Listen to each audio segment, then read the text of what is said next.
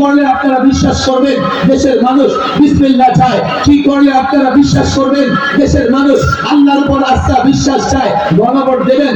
দেন। সমাবেশ করে দেখাতে বলেন, দেখাবো।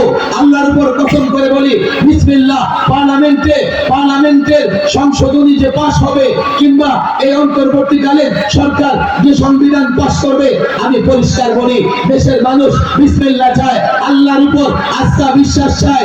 আপনারা যদি মনে করেন দেশের মানুষ চায় না, আমি মাদ্রাসা কওমিয়ার ছাত্র শিক্ষকদের উপর আস্থা রেখে বলি, তোমরা যদি চাও, যারা সংবিধান সংস্কার করছো, দেশের মানুষ চায় কি চায় না, আমি পরিষ্কার বলি 56,000 বর্গ মাইলের বাংলাদেশের টেকনাফ থেকে তেতুলিয়া, রূপসা থেকে পাথুরিয়া, মাসাঞ্চর থেকে স্যান্ডবার্গ পর্যন্ত যেখানে তোমরা মনে করো জনতাকে জড়ো করে, জনতাকে একত্রিত করে দেখাতে হবে কারা বিসমিল্লাহ চায়, কারা আল্লাহর উপর আস্থা বিশ্বাস রাখতে চায়। আল্লাহর কসম 56,000 বর্গ মাইলের যে কোনো জায়গায় আমাদেরকে বলো, সেখানেই 1 কোটি আল্লাহ প্রেমিক নবী প্রেমিক জনতা জড়ো করে দেখিয়ে দেবে।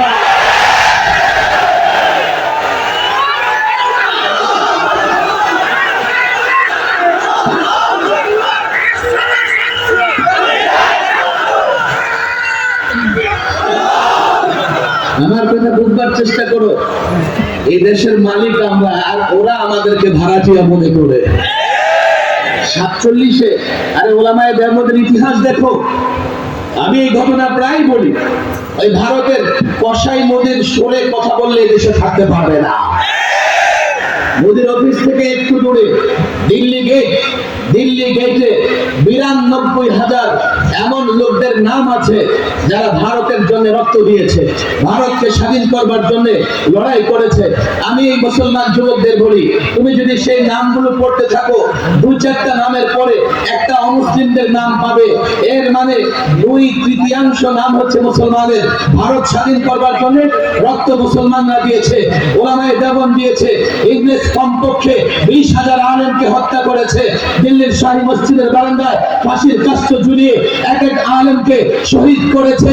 এই ঐতিহাসিক চঞ্চলের ঘটনা আমরা সকলেই জানি। সে বলে, আমি তাঁবুতে গিয়ে মানুষ পোড়ার গন্ধ পেলাম, নাকে আমার গন্ধ আসলো, মানুষ পোড়ানো হচ্ছে। তারপর পেছনে গিয়ে দেখি 20 জন আলেমকে উলঙ্গ করে আগুনে পোড়ানো হচ্ছে, আর 20 জনকে দাঁড় করিয়ে রাখা হয়েছে। ইংরেজ বলতেছে, ইংরেজদের পক্ষে কথা বলো, তোমাদের ছেড়ে দেওয়া হবে। অন্য ভাইয়ের মৃত্যু নিজ চোখে দেখেও একজন আলেম ইংরেজের কাছে মাথা নত করে নাই। ভারত আমরা স্বাধীন করেছি 47-এ।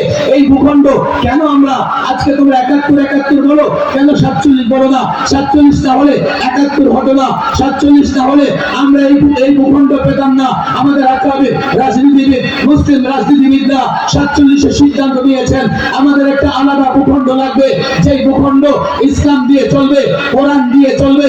47-এ যদি ওলামায়ে কেরাম আলাদা ভূখণ্ড না করতেন, 71-এ আমরা ভূখণ্ড পেতাম না। 47-এ যদি ভাষাকে কেন্দ্র করে এই ভূখণ্ড বিভক্ত হতো, আমাদের ভাষার কারণে আমরা হয়তোবা ক্যালকাটার সঙ্গে থাকতাম, না হয় আসামের সঙ্গে থাকতাম।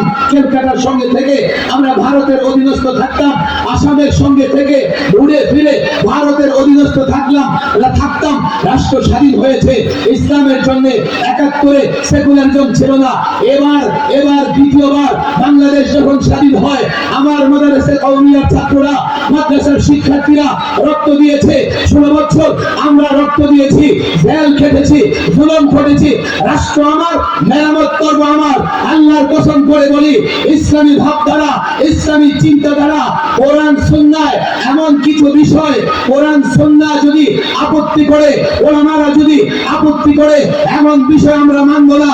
পরিষ্কার বলি, রাষ্ট্র আবার দ্বিতীয়বার আমরা স্বাধীন করেছি, এই রাষ্ট্রকে পাহারাদারি করব, এই রাষ্ট্রকে সুরক্ষা দেব।